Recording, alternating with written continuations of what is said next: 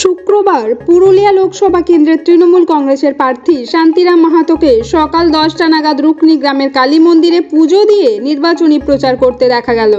মঙ্গলদা মৌতর গ্রাম পঞ্চায়েতের বিভিন্ন গ্রামে আজ নির্বাচনী প্রচার করলেন। এছাড়াও এদিন কর্মীদের নিয়ে একটি বাইক র্যালি করতে দেখা গেল ধানারা গ্রাম থেকে মৌতর হয়ে মঙ্গলদা গ্রাম পর্যন্ত।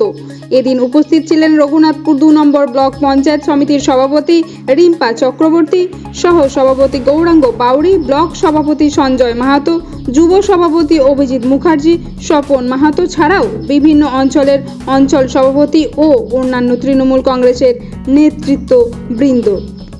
দেখুন, আমরা তো মন্দিরের প্রতি আমাদের শ্রদ্ধা আছে, সেই জন্য যেখানেই আমরা মন্দির পাই সেখানে পুজো দিয়ে আমরা প্রচার কাজ শুরু করি। এটাই আমাদের পরম্পরা, এটাই আমাদের দেশের সংস্কৃতি।